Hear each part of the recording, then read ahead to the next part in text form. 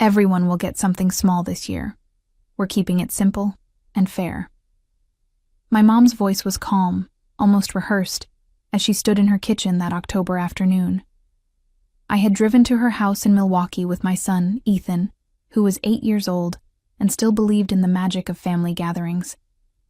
My sister, Kelsey, sat at the table with her twins, both 12, scrolling through their phones without looking up once. "That sounds reasonable," I said, pouring myself coffee. "Ethan will be happy with anything." My mom smiled, but it didn't reach her eyes. She had that look she always wore when she was planning something, the one that made me uneasy, but I could never quite pinpoint why.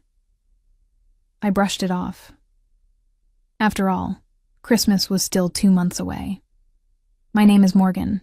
I'm 35, a single mom, and I work as a regional manager for a pharmaceutical distribution company. It's demanding work, but it pays well enough that I can provide for Ethan and still have a little left over. His father hasn't been in the picture for 6 years, not since he decided fatherhood wasn't part of his life plan. So it's been just the two of us, navigating life together.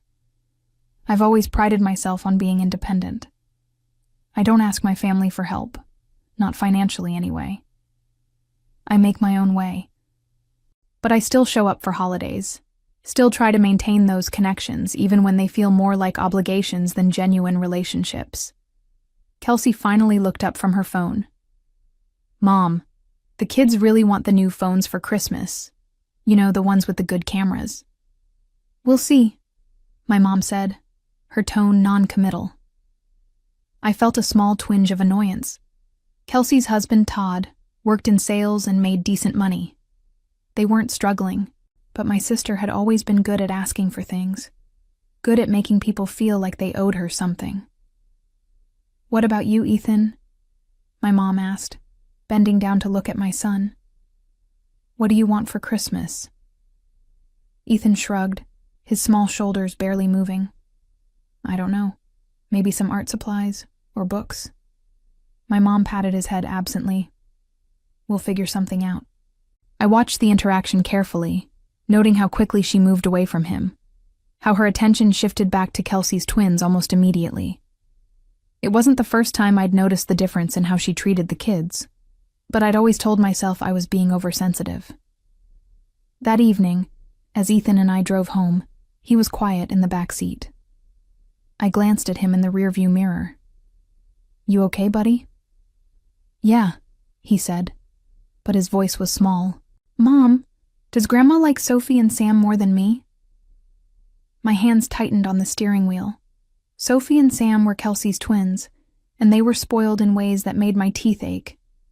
My mom had always doted on them, always made excuses for their behavior, always found reasons to give them more. "Of course not," I lied, my voice gentle. "Grandma loves you very much." But even as I said it, I knew it wasn't entirely true. My mom had always favored Kelsey. Growing up, my sister got the bigger room, the nicer clothes, the more expensive gifts. I was the responsible one, the one who didn't need as much attention, the one who could figure things out on her own. And somehow, that pattern had extended to our children. I had spent years telling myself it didn't matter. I had built a good life for Ethan and me. We didn't need anyone else's validation. But watching my son's face in that mirror, seeing the uncertainty there, made something inside me crack just a little. 2 weeks later, I got a call from my mom asking about health insurance. She and my dad had been on my family plan for 3 years now. Ever since my dad's company changed their benefits and their premiums skyrocketed, I had added them without hesitation because that's what family does. "Just checking that everything's still good for next year," she said. "Of course. You and Dad are covered. Kelsey too, right?" I had added my sister to the plan 18 months ago when she went through a rough patch with Todd's job. "Yes, thank you, honey. You're so good to us." I should have felt warm hearing those words. Instead, they felt hollow, like she was reading from a script. But I pushed the feeling aside and focused on work, on Ethan's school events, on the ordinary rhythm of our lives. November came and went. Thanksgiving dinner at my parents' house was the usual affair, with my dad carving the turkey while my mom fussed over Kelsey's twins, making sure they had extra helpings of everything they liked. Ethan sat quietly, eating his food without complaint, without asking for anything special. "Morgan, you look tired," Kelsey said, her voice dripping with false concern. "Are you sleeping enough?" "I'm fine," I replied, keeping my voice even. "You should take better care of yourself. It's hard being alone, I'm sure." There it was. The subtle dig. The reminder that I was single. That I didn't have a partner to share the load. That somehow my life was less than hers because of it. I didn't respond. I had learned years ago that engaging with Kelsey's comments only made things worse. But I filed it away. Another small piece of evidence that something in this family dynamic had been broken for a very long time. As December approached, my mom called more frequently, always with small requests, always with that same empty gratitude that made my stomach turn. The first week of December brought an unexpected cold snap to Milwaukee. I was buried in work, managing inventory shipments and dealing with staffing issues at 3 different distribution centers. Ethan had started asking about Christmas, his excitement building despite my warnings that gifts would be modest this year. "Remember what Grandma said," I reminded him one evening as we decorated our small tree. "Everyone's getting something small, nothing big or fancy." "I know, Mom," he said, carefully hanging an ornament he'd made in 2nd grade. "I don't need anything big anyway. I just want everyone to be together." His words made my chest tight. At 8 years old, he was already more emotionally mature than half the adults in our family. He'd had to be.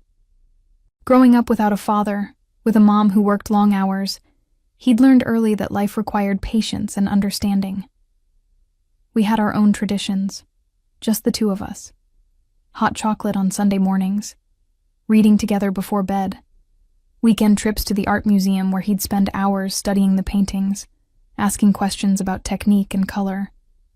He was a thoughtful kid, creative and kind, and I'd done everything in my power to make sure he never felt the absence of his father as a deficiency in his life. But family gatherings were different. At my parents' house, I could see him watching the way my mom interacted with Sophie and Sam, how she laughed at their jokes and indulged their demands, how she barely noticed when Ethan tried to show her something he'd drawn or tell her about something he'd learned at school. Mid-December, I drove to my mom's house to drop off some documents she needed to sign for the insurance renewal. Kelsey was already there, her twins in the living room playing video games on the massive television my parents had bought them the previous Christmas. "Morgan," my mom said, taking the papers. "Perfect timing. I was just showing Kelsey the gifts I got for the kids." I followed her into her bedroom, where several wrapped packages sat on the bed. 2 large boxes with expensive-looking wrapping paper, and 1 small flat package with drugstore wrap. "Those 2 are for Sophie and Sam," she said, pointing to the large boxes. "And that one is for Ethan." Something cold settled in my stomach. "Mom, you said everyone was getting something small." "These are small," she protested. "Well, practical anyway. The twins need new phones. Their old ones are ancient." "They're barely a year old," I said, my voice tight. "Teenagers need good phones for school," Kelsey chimed in from the doorway. "You wouldn't understand since Ethan's still young." I looked at the small package that was meant for my son. "What did you get, Ethan?" "Socks," my mom said brightly. "Good quality ones. He's growing so fast I thought practical made sense." "Socks. They're nice socks," she insisted. "From that outdoor store. They were expensive." I stared at her, waiting for her to recognize the absurdity of what she was saying. Phones for the twins, socks for Ethan, everyone getting something small. "Morgan, don't make that face," Kelsey said. "Mom's on a fixed income. She can't buy expensive things for everyone." "Those phones cost at least $600 each," I said flatly. "Well, we pitched in some money too," Kelsey admitted. "The kids really needed them." The room felt like it was tilting. I had spent years making excuses for my family, years convincing myself that the unequal treatment wasn't as bad as it seemed, that I was being too sensitive. But this was blatant. This was cruel. "Ethan won't mind," my mom said, completely missing or ignoring my distress. "He's such an easy child, not demanding like some kids. He's easy because I've raised him to be grateful for what he has," I said, my voice shaking. "Not because he deserves less." "Nobody said he deserves less," Kelsey snapped. "You're being dramatic. It's just Christmas presents." I left without another word, driving home in a fog of anger and hurt. When I got there, Ethan was at his desk, working on a drawing. He looked up when I came in, his face brightening. "Mom, look what I made. It's for Grandma for Christmas." He held up a carefully drawn portrait of our family, all of us together, smiling. The detail was remarkable for an 8-year-old. He'd spent hours on it, I could tell. "It's beautiful, honey. Do you think she'll like it?" I looked at my son's hopeful face, at the artwork he'd poured his heart into, and something inside me shifted. I had protected him from so much, had worked so hard to give him a stable, loving home. But I had failed to protect him from this, from the casual cruelty of people who should have loved him unconditionally. "She'll love it," I said, because what else could I say? That night, I lay awake thinking about those wrapped packages, about the difference between $600 phones and a package of socks. I thought about every time my mom had casually dismissed Ethan's accomplishments while celebrating Sophie and Sam's mediocre efforts. Every time Kelsey had made snide comments about my life while ignoring the fact that I was the one keeping our parents on my health insurance, the one who showed up when anyone needed help. I had always been the reliable one, the one who didn't complain, the one who made things work. And this was how they valued that reliability. By the time morning came, I hadn't slept at all. But I knew exactly what I was going to do. Christmas morning arrived with fresh snow covering Milwaukee's streets. Ethan woke up early, excited despite my repeated warnings that gifts would be modest. We opened our presents to each other first, just the two of us in our living room. I had gotten him art supplies, books he'd been wanting, and a new winter coat he actually needed. He had used his allowance to buy me a coffee mug with "World's Best Mom" painted on it in wobbly letters. I held it and fought back tears. "Do you like it?" he asked anxiously. "I love it," I said, pulling him into a hug. "It's perfect." We were supposed to be at my parents' house by noon. I dressed carefully, putting on my best sweater, making sure Ethan looked neat and presentable. He carried the portrait he'd made for my mom, wrapped carefully in paper he'd decorated himself. The drive over was quiet. Ethan hummed Christmas songs under his breath, and I gripped the steering wheel tighter than necessary. I had spent the past week preparing myself for this moment, running through scenarios in my head, trying to predict how everything would unfold. My parents' house was already full when we arrived.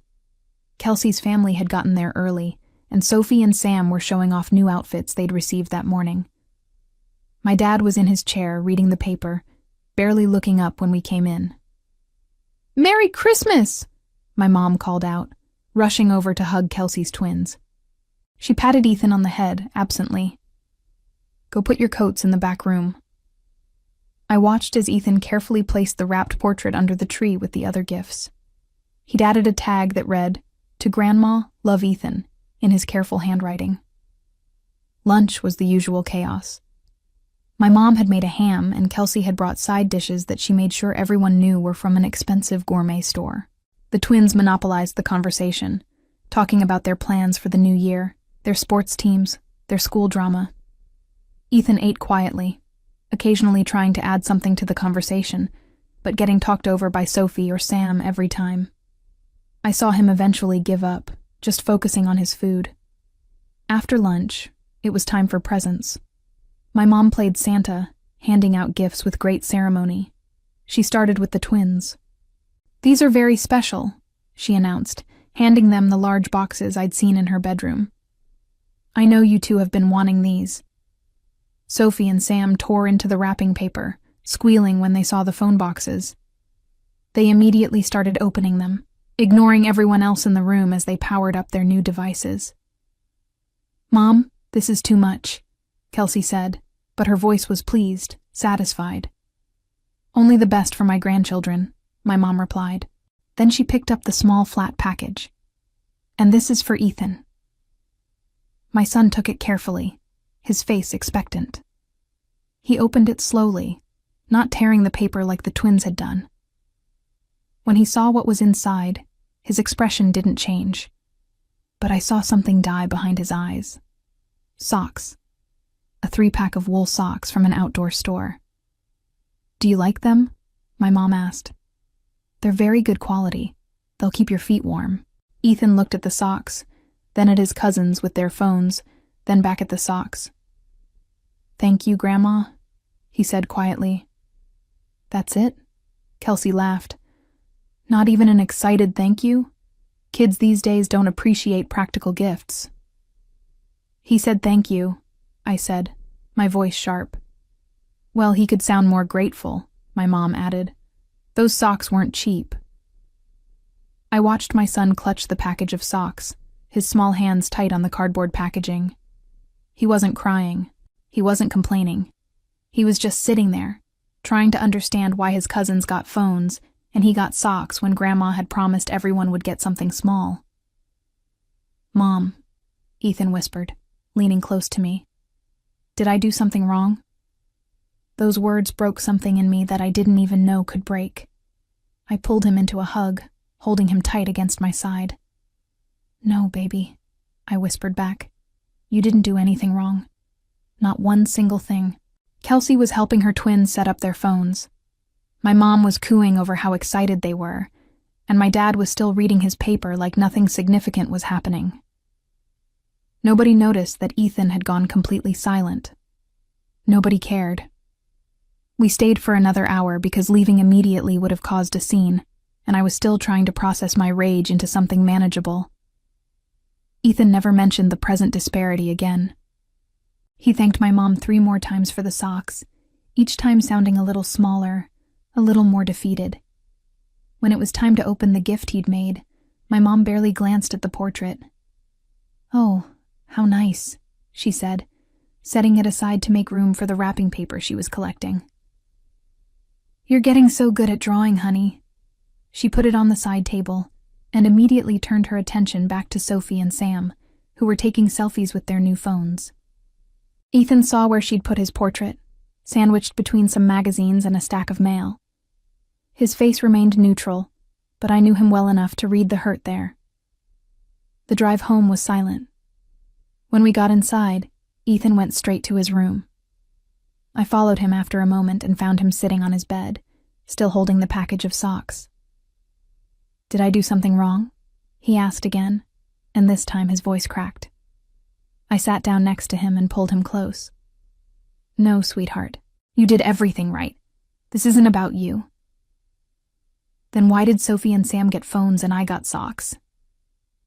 I had no answer that would make this better. No explanation that would ease the hurt. So I just held him while he cried quietly into my shoulder, mourning something he was too young to fully understand, but old enough to feel deeply. That night, after Ethan was finally asleep, I sat at my kitchen table with my laptop. I pulled up my health insurance portal and looked at the family plan that covered my parents, my sister, and her husband. Then I smiled and started typing. The day after Christmas, I woke up with a clarity I hadn't felt in years.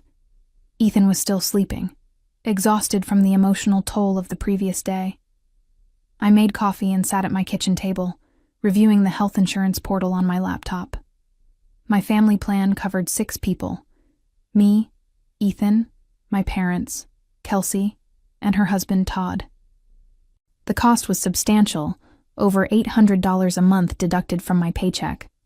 I had never complained about it. When my dad's company changed their benefits 3 years ago and their premiums tripled, I had added them without hesitation. When Kelsey hit a rough patch with Todd's job 18 months ago, I had added them too. Because that's what family does. That's what I had been taught. You help each other. You support each other. You show up when it matters. Except it only seemed to work one way. I pulled up my phone and scrolled through the photos from yesterday. There was one Kelsey had posted on social media. Sophie and Sam holding their new phones, huge smiles on their faces, with the caption, "Spoiled by the best grandma ever. These kids are so blessed." Blessed. The word made my stomach turn. I looked at the date on my insurance portal. The next billing cycle started January 1st, 5 days away. Changes to the family plan could be made up until December 31st at midnight. Perfect timing. But I didn't do anything yet. I needed to think this through. Needed to be absolutely certain. This wasn't a decision to make in anger. It was a decision that would have consequences, and I needed to be ready for them. I spent the day with Ethan, taking him to the movies and then out for pizza. He seemed better, more like himself, though I caught him being unusually quiet during the film. At dinner, he pushed his pizza around his plate. "Mom, why doesn't Grandma like me as much as Sophie and Sam?" I had been dreading this question. "It's complicated, honey." "Is it because I don't have a dad?" The words hit me like a physical blow. "What? No, Ethan, no. That has nothing to do with anything. Sophie said her mom said that Grandma feels sorry for you because you're alone, that I'm probably harder to deal with because I don't have a dad to help discipline me." My hands clenched into fists under the table. Kelsey had said that.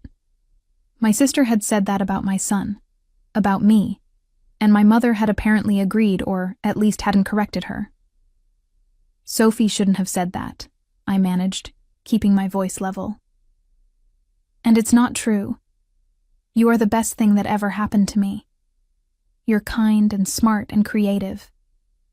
Any difference in how you're treated has nothing to do with you and everything to do with other people's problems." He looked at me with those big, serious eyes. "Are we going to keep going to Grandma's house?" It was a fair question. "I don't know yet," I answered honestly. "But whatever happens, you and I are going to be just fine. We always are." That night, after Ethan was asleep, I called my best friend, Jessica. We had been friends since college, and she knew my family situation better than anyone. "They did what?" She exploded when I told her about Christmas. "Are you kidding me? Phones and socks?" I know it sounds petty when I say it out loud. It's not petty. Morgan, that's cruel. That's deliberately cruel to a child. Ethan asked me today if Grandma doesn't like him because he doesn't have a dad. Jessica was silent for a moment. "What are you going to do?" "I'm thinking about removing them from my insurance plan." "Your parents and Kelsey." "All of them. My parents, Kelsey, and Todd."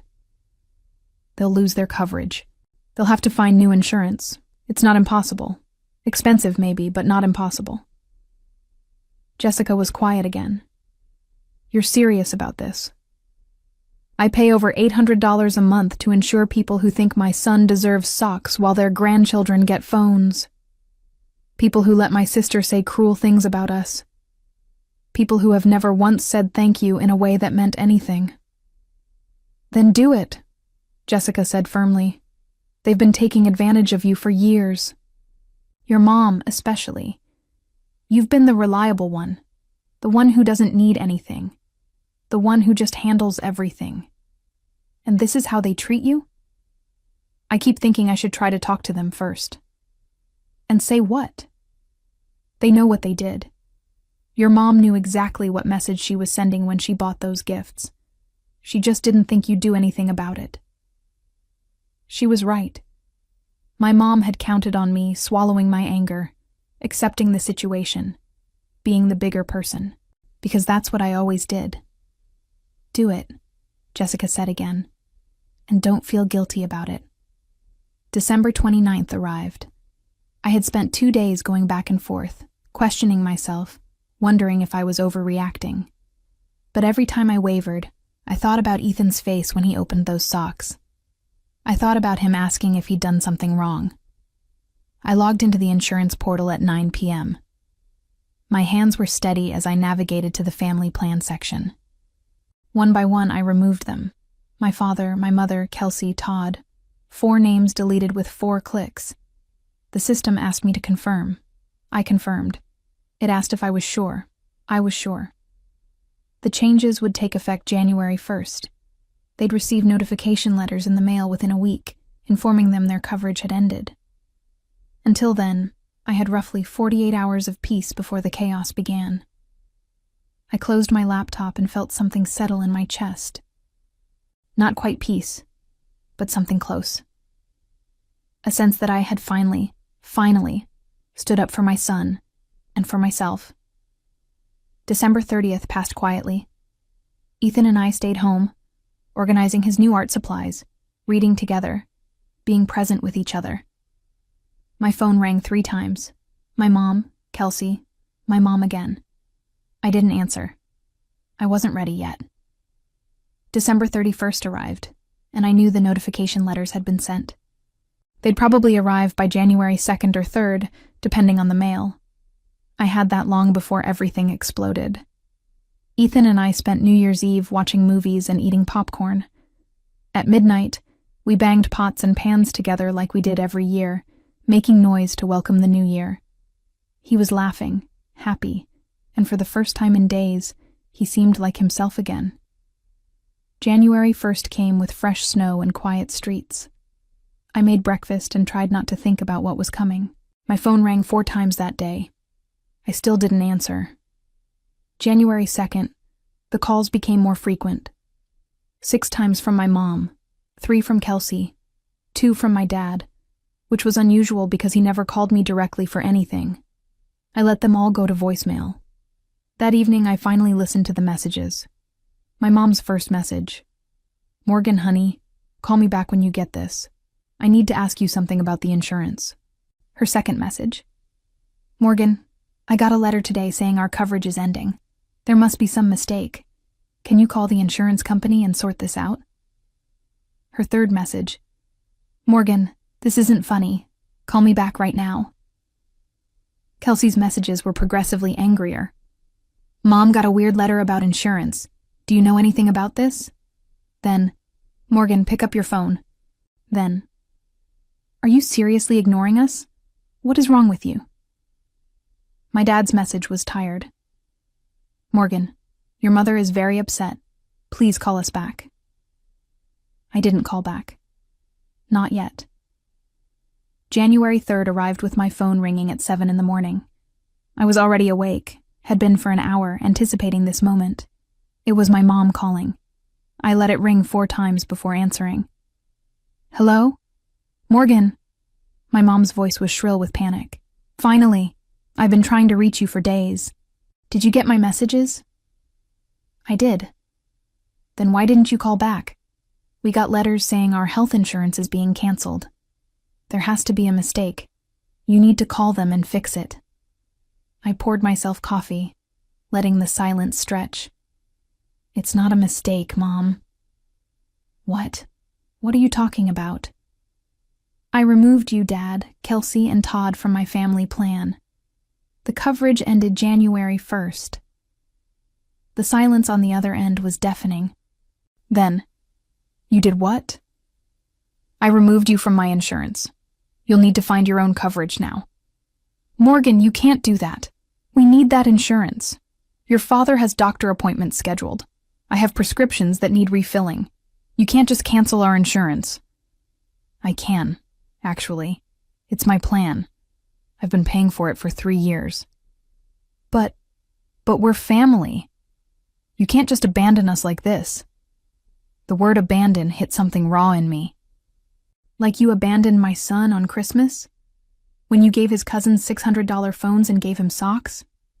Oh, for heaven's sake. Is this what this is about? You're upset about Christmas presents?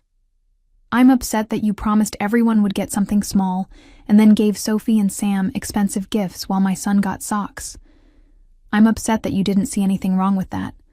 I'm upset that when Ethan asked if he'd done something wrong, I had no good answer for him.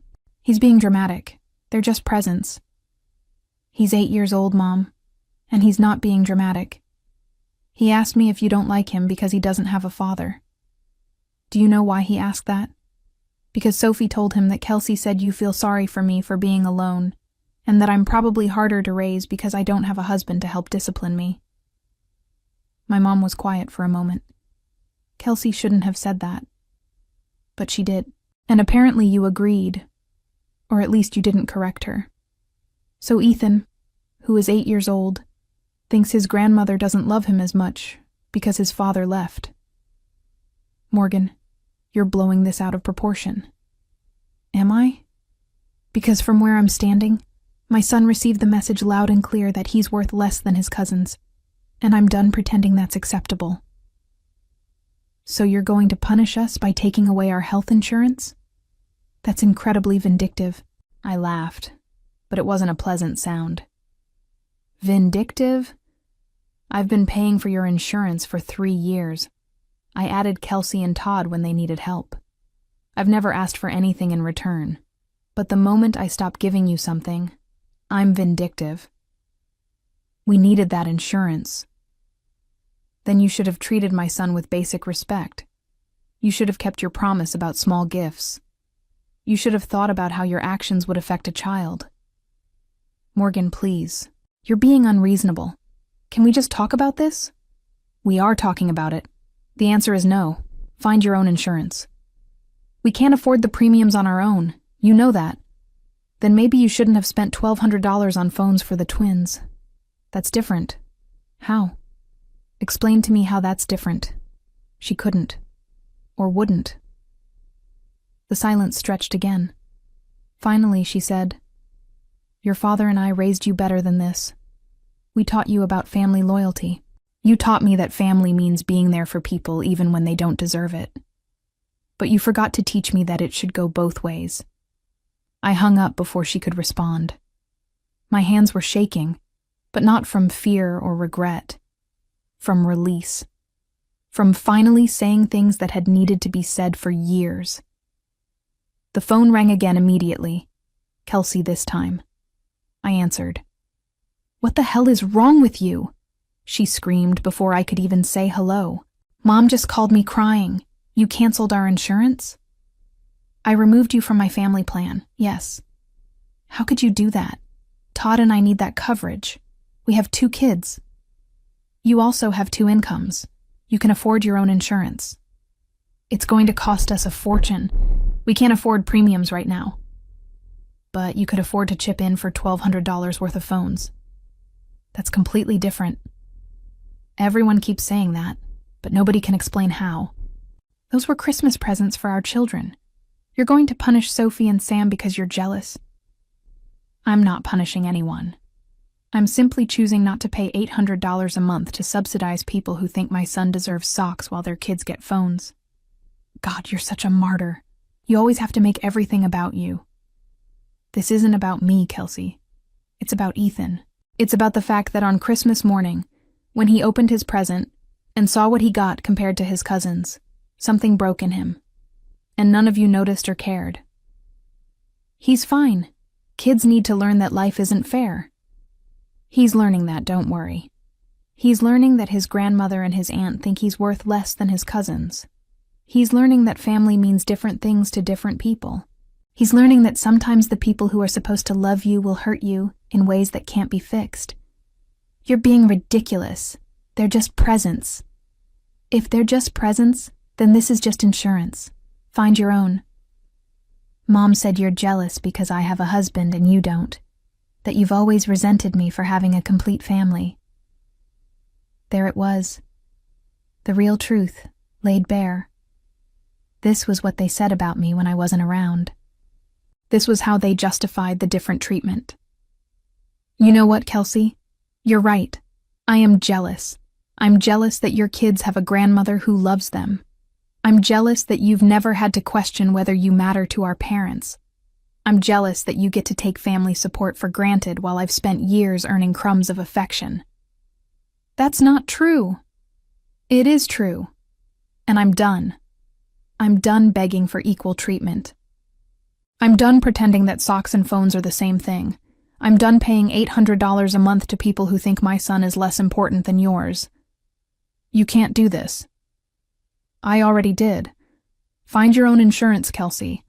Consider it a lesson in independence. I hung up on her too.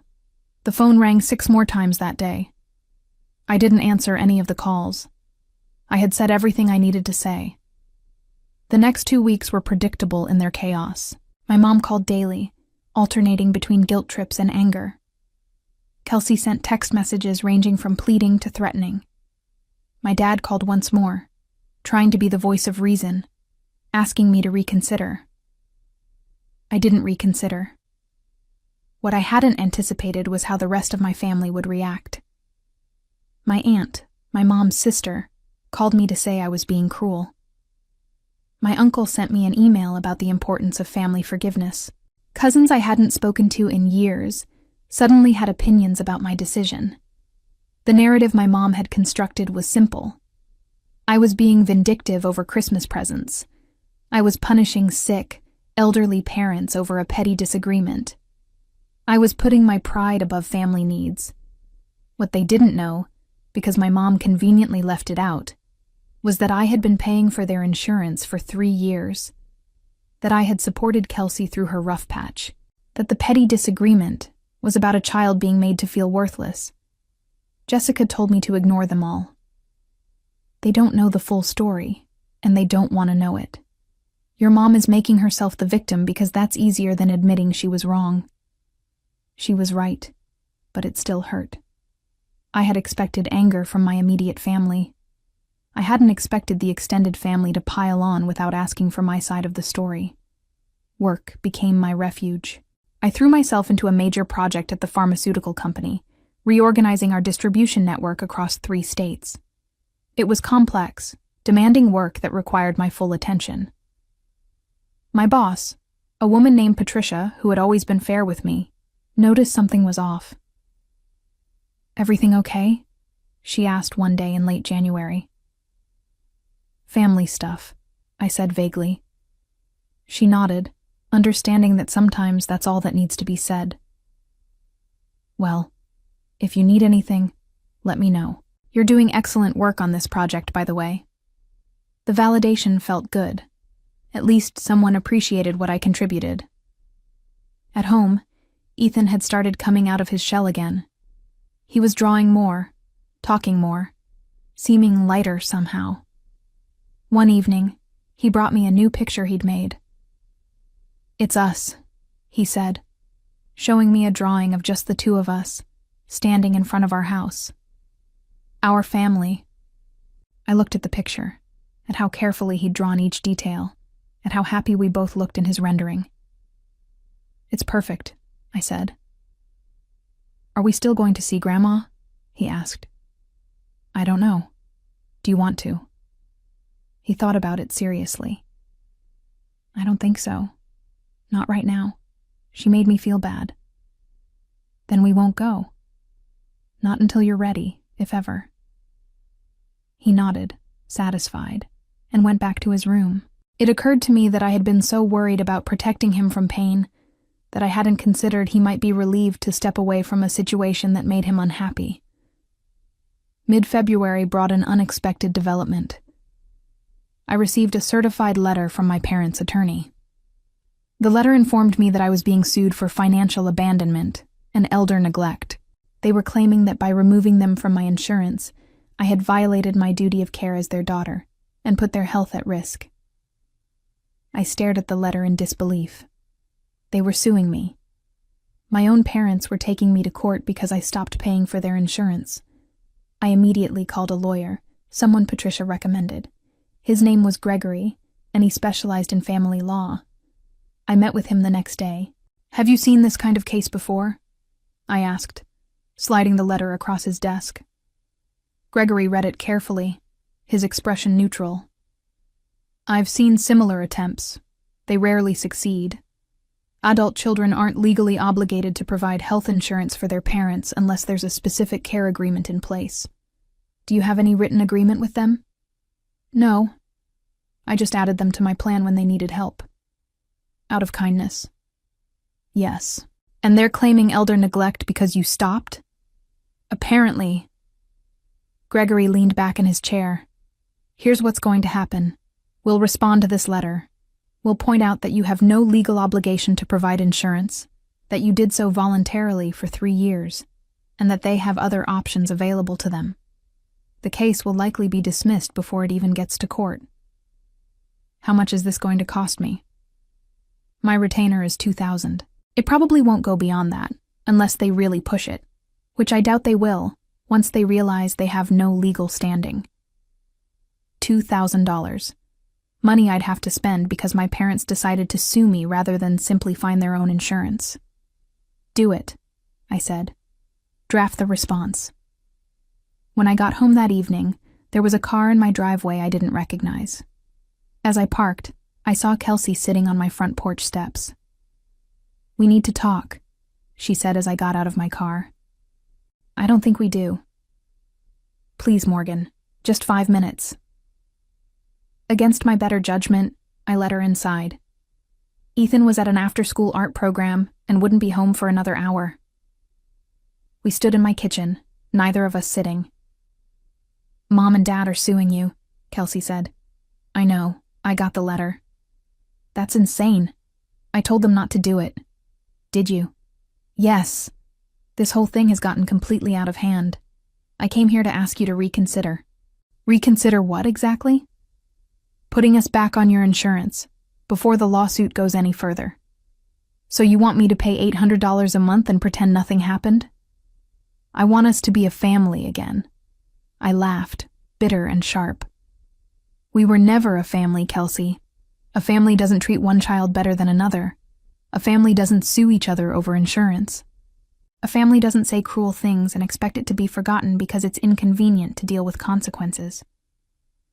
I'm sorry about what I said. About you being alone. About Ethan being harder to raise. I shouldn't have said that. But you did say it. And you meant it. And Mom agreed with you. She didn't agree. She didn't disagree either. And that's the problem. None of you have ever stood up for Ethan or for me. You've taken what I've given and acted like it was owed to you. Well, it's not. And I'm done. Kelsey's eyes filled with tears. Please. Todd and I are drowning in premium costs. We can't afford this. You could have afforded it if you hadn't spent $1,200 on phones. That was different. Stop saying that. It wasn't different. You had a choice where to spend your money and you chose phones over insurance. That's fine. Those are your kids and your priorities. But don't ask me to subsidize that choice. She left angry, and I felt nothing but tired. March arrived with warmer weather and a court date. Gregory had been right. The lawsuit was weak, but my parents were pushing forward anyway, likely hoping I'd cave before it got to an actual hearing. They underestimated how done I was with their manipulation. The day before the hearing, I received an unexpected call from my dad. Not my mom, which was surprising. Morgan, can we talk? Just you and me? I hesitated. What's there to talk about? Please, coffee somewhere. Just 30 minutes. Against my better judgment, I agreed. We met at a cafe near my office, neutral territory. My dad looked older than I remembered, more tired. He ordered coffee and sat across from me, his hands wrapped around the cup. Your mother doesn't know I'm here, he started. That seems to be a theme in this family. People doing things behind other people's backs. He winced. I deserve that. Morgan, I want you to know that I didn't agree with how Christmas went. I thought the gift disparity was wrong. Then why didn't you say anything? Because I've spent 40 years not saying anything when your mother favors Kelsey. Because it was easier to keep the peace than to fight about it. And where did that get any of us? He sighed. You're right. I should have spoken up. I should have done it years ago. But I'm here now, asking you to drop this before it goes to court. I'm not the one who filed a lawsuit, Dad. I know. But you could resolve it by putting us back on your insurance. Why would I do that? Because we're family. I set my coffee down carefully. You keep using that word like it means something. But family is supposed to protect each other. Family is supposed to treat everyone equally. Family is supposed to care when a child is hurt. We do care about Ethan. You have a funny way of showing it. When was the last time you called to ask how he's doing? When was the last time you came to one of his school events? When was the last time you treated him like he mattered as much as Sophie and Sam? My dad couldn't answer. We both knew the truth. I'm not putting you back on my insurance, I said quietly. I'm not paying for people who think my son is disposable, and I'm not backing down from this lawsuit. If you want to take me to court, fine.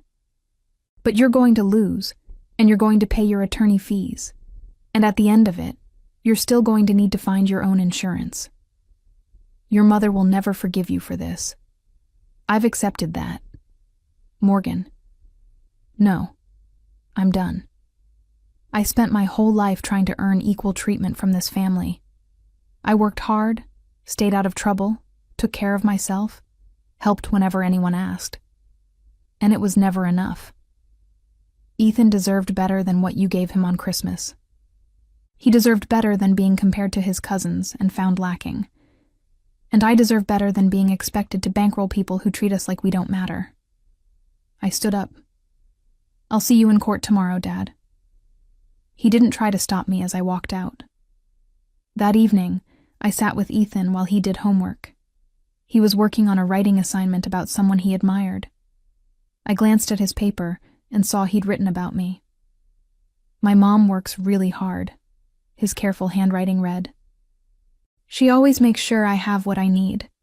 She's brave and strong, and she loves me no matter what. She teaches me that it's okay to stand up for yourself.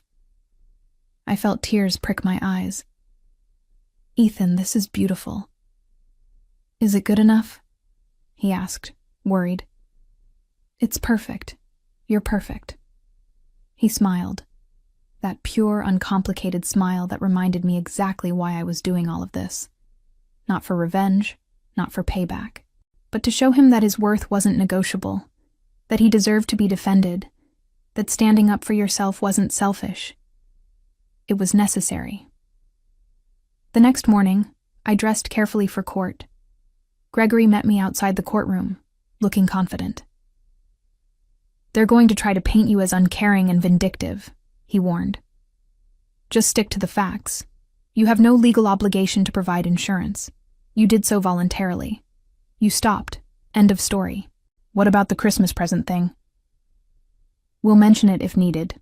But honestly, the judge isn't going to care about family drama. This is about legal obligation, which they don't have a case for. Inside the courtroom, I saw my parents sitting with their attorney, a man in an expensive suit who looked annoyed to be there. Kelsey was in the gallery, along with a few other family members I recognized. They all stared at me like I was a stranger. The hearing began. My parents' attorney presented their case, that I had abandoned elderly parents who relied on my insurance, that I had acted maliciously and without warning, that my actions had caused them severe emotional and financial distress. It was surreal, listening to myself described as some kind of villain. The attorney made it sound like I'd ripped insurance away from helpless, frail people rather than stopped paying for able-bodied adults who could afford their own coverage. Then it was Gregory's turn. Gregory stood and addressed the judge with calm professionalism. Your Honor, this case can be summarized very simply. The plaintiff is alleging that the defendant has a legal obligation to provide health insurance coverage. She does not. He laid out the facts methodically. I was 35 years old, employed, with no legal agreement to provide care for my parents. I had voluntarily added them to my family insurance plan 3 years prior when they requested help. I had paid premiums totaling over $28,000 during that time. I had added my sister and brother-in-law as well, supporting 6 people on my plan. At no point did the defendant sign any document agreeing to provide this coverage indefinitely, Gregory continued. At no point did the plaintiffs enter into a legal care arrangement.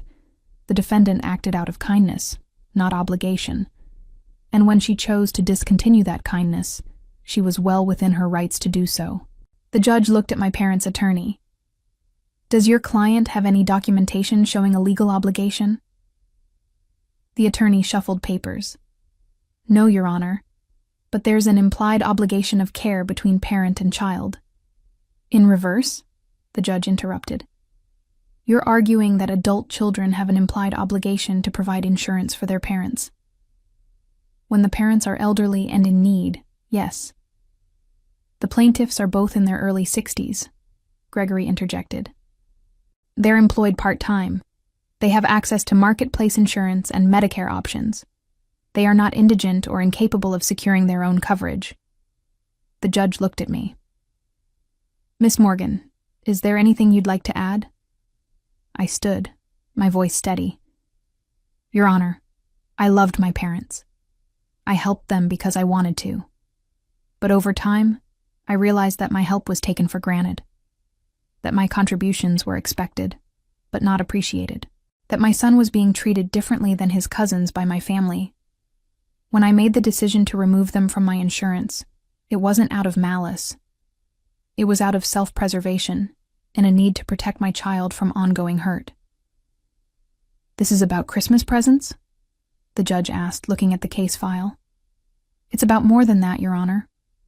But the Christmas incident made it clear that my family didn't value my son the way they valued my sister's children. And I had to make a choice about whether to continue subsidizing people who treated my child as less important. The judge looked at my parents. Do you have anything to say? My mother stood, her voice shaking with emotion. She's my daughter. She's supposed to take care of us. We raised her, gave her everything, and this is how she repays us? By abandoning us when we need her most? You gave me everything? I said, unable to stay quiet. You gave Kelsey everything. You gave me leftovers and criticism and the constant message that I wasn't as good as my sister. I spent my life trying to earn your approval, and I never did. So yes, I stopped paying for your insurance, because I finally realized that I don't owe you anything just because you're my parents. Parents are supposed to earn their children's loyalty and love. You didn't earn mine. That's enough, the judge said, but not unkindly. He looked tired, like he'd seen too many families destroy themselves in his courtroom. Here's my ruling. The plaintiff has no legal standing. Adult children are not obligated to provide health insurance for their parents. The defendant acted within her rights to remove the plaintiffs from her insurance plan. Case dismissed. He banged his gavel, and it was over. My parents' attorney looked frustrated. My mother was crying, my father stone-faced. Kelsey stood up and walked out without looking at me. Outside the courtroom, Gregory shook my hand. You did well in there, standing up for yourself, keeping your composure. That judge sees a lot of family cases, and yours was pretty straightforward. Thank you for your help. You're welcome. And for what it's worth, I think you made the right call. Sometimes families need hard boundaries. I drove home feeling lighter than I had in months. I had one. Not just the court case, but something bigger. I had proven to myself that I could stand up to my family's manipulation and survive it. When I picked up Ethan from school, he climbed into the car with a big smile. How was your day, Mom? It was good, buddy. Really good. Can we get ice cream? Absolutely. We went to his favorite ice cream shop, and I watched him enjoy a chocolate cone with sprinkles, completely unaware of the battle I'd been fighting on his behalf. And that was fine. He didn't need to know all the details. He just needed to know that someone was in his corner, always. That evening, my phone rang. It was Jessica. How'd it go? We won. Case dismissed. Yes, I knew you would. How do you feel? Honestly, free. For the first time in years, I feel free. You should. You stood up for yourself and for Ethan. That takes courage. It shouldn't have taken me this long. Better late than never. So what's next? I looked around my small house, at the drawings Ethan had hung on the walls, at the photos of just the two of us. Next, we just live our lives, without the weight of people who don't appreciate us. Sounds perfect. The months that followed were quieter than I expected. I had braced for more fights, more attempts at manipulation, but they never came. My parents and Kelsey found their own insurance. Expensive, but manageable. The lawsuit had cost them money and dignity, and I think they finally understood that I wasn't going to be guilted into reversing my decision. My aunt called once more in April, this time with a different tone. "Your mother told me the whole story," she said. "About the Christmas presents, about what you'd been paying for their insurance. I'm sorry I judged you without knowing the facts. Thank you for saying that. For what it's worth, I think you did the right thing. Your mom has always favored Kelsey, and it wasn't fair to you growing up. I should have said something back then. It was validating to hear, even though it didn't change the past. But at least one person in my extended family understood." Work continued to go well. Patricia promoted me to senior regional manager in May, with a significant raise. "You've been doing exceptional work," she said when she offered me the position. "You're organized, reliable, and you handle pressure well. The company needs more people like you in leadership." The extra money meant I could put more away for Ethan's college fund, take him on a real vacation that summer. We went to Colorado, spent a week hiking and exploring mountain towns. Ethan took hundreds of photos, filled a sketchbook with drawings of landscapes and wildlife. "This is the best trip ever," he said one evening as we watched the sunset from our cabin porch. "Better than Christmas?" I teased gently. He thought about it. "Way better, because here, it's just us, and we're happy." Out of the mouths of children. In late June, I got an unexpected message from my dad. Not a call, just a text. "I'm proud of you for standing up for yourself and Ethan. I should have done more to protect you both. I'm sorry. It wasn't everything I needed, but it was something." I wrote back, "Thank you." That was the extent of our communication.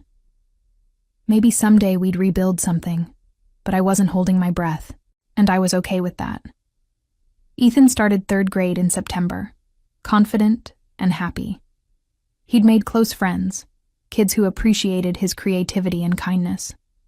His teacher called me in October for a parent conference, and I expected bad news. That's usually what conferences mean. Instead, she smiled. "I just wanted to tell you what a wonderful child you have. Ethan is thoughtful, hardworking, and incredibly talented artistically. He's also very emotionally mature for his age. You're doing an amazing job with him." I felt tears prick my eyes. "Thank you. That means a lot. Has he always been this well-adjusted?" "He's had some challenges," I said carefully. "Family stuff. But we work through things together." She nodded knowingly. "Well, whatever you're doing, keep doing it. He's thriving." That evening, I told Ethan what his teacher had said. He beamed with pride. "Do you think we could invite some of my friends over for my birthday?" he asked. "Absolutely. Who do you want to invite?" He listed off 5 names, kids from school and the neighborhood. No mention of Sophie or Sam. No mention of wanting to see my parents or Kelsey. His birthday party in November was loud, chaotic, and perfect. 8 children running around our house, eating pizza and cake, playing games. I watched Ethan laughing with his friends and realized this was what childhood was supposed to look like. Joy without conditions. Love without comparison. Christmas came again, our second one without my extended family. Ethan and I had established new traditions, decorating the tree together while drinking hot chocolate, watching old movies, volunteering at a local shelter on Christmas Eve. On Christmas morning, Ethan opened his presents with genuine excitement. Art supplies, books, new clothes he actually needed, a tablet for his digital art experiments. Nothing extravagant, but everything chosen with thought and care. "This is perfect, Mom," he said, hugging me tight. "Thank you. You're welcome, sweetheart. Do you miss them? Grandma and Grandpa and Aunt Kelsey? I thought about it honestly. Sometimes I miss the idea of them, the family I wished we could be, but I don't miss how they made us feel. Me neither, he said. I like it better this way. Just us. Just us, I agreed. Later that day, Jessica came over for dinner, along with a few colleagues from work who'd become friends. We ate too much, laughed a lot, and nobody compared anyone to anyone else. Nobody made anyone feel less than. It was simply people who cared about each other enjoying time together. As I cleaned up that evening, Ethan already asleep upstairs, I thought about the journey of the past year. The hurt, the anger, the courage it took to set boundaries, the lawsuit, the judgment, the freedom that came with standing firm. I thought about those socks, still tucked away in Ethan's drawer, a reminder of the moment everything changed. My parents and Kelsey struggled with the consequences of their choices throughout the following year. The lawsuit cost them thousands in legal fees they couldn't recover. Their insurance premiums were triple what they'd paid under my plan, eating into savings they'd counted on for retirement. Kelsey and Todd's marriage strained under the financial pressure, leading to constant arguments about money. My mother's reputation in our extended family suffered as the truth about the Christmas presents and the insurance situation spread. People stopped taking her side, stopped enabling her favoritism. Sophie and Sam, now teenagers, began asking uncomfortable questions about why they never saw their cousin anymore, forcing Kelsey to confront her own role in the family fracture. My father, perhaps feeling the weight of years of silence, became increasingly withdrawn. They had gambled that I would always be the reliable one, the one who swallowed hurt for the sake of peace. They lost that gamble, and the price was higher than they'd imagined. As for Ethan and me, we built a life full of people who valued us, who showed up because they wanted to, not because they felt obligated. I learned that sometimes the most loving thing you can do is walk away from people who can't see your worth. And looking back at that Christmas morning, at those socks that changed everything, I realized I had no regrets. Standing up for my son, for myself, for the basic dignity we both deserved, that wasn't revenge. That was simply refusing to settle for less than we were worth. And that made all the difference.